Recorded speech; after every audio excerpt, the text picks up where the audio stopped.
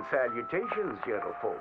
This here's the story about a young couple from the village of Annisburg that was courting a few years after the Revolutionary War. Courting in the woods, as you know young people want to do. Stealing away all sneaky-like. Girl by the name of Ethel Beauchard snuck out of the parlor one evening just as soon as her mother went out to hang clothes on the line from the washing. She met up on the road by her farm with a boy by the name of Eugene Hutton. Now, the Hutton boy was an athletic chap, liked boxing, fishing, and swinging Indian clubs.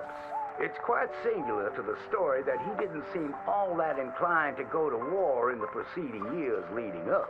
Well, they walked in the woods for a while. Pretty soon they lost their bearings and no longer knew the north from the south, nor east from west neither. Then they heard a low moaning sound. "What's that terrible noise?" she said, all a-trembling. "Must be a sick calf looking for its mama. They've been known to bawl like that. Let me take a look," said Eugene. Well, old Eugene went and disappeared around a tree, came out the other side, and gave her a terrible fright. Boom! She let out a shriek, then went to chastising. "You should be ashamed of yourself, Eugene Hutton," she said. "Instead of giving a girl protection, you go carry on acting foolish and fresh like the Queen's prize jester." But right then and there, a chilly wind blew through and knocked off Eugene's hat.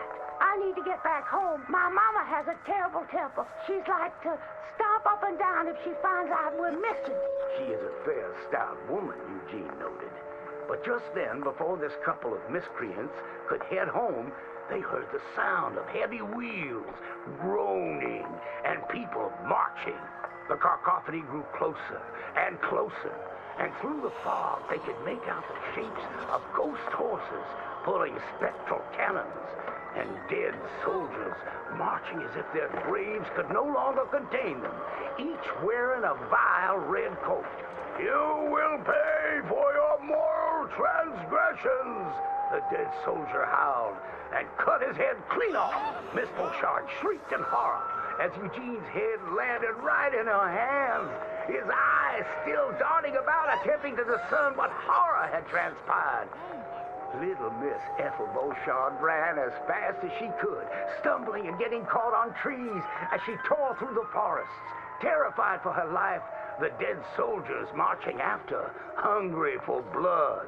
When she returned home, she told the people of the village that an army of the dead had taken Eugene within the confines of the fog.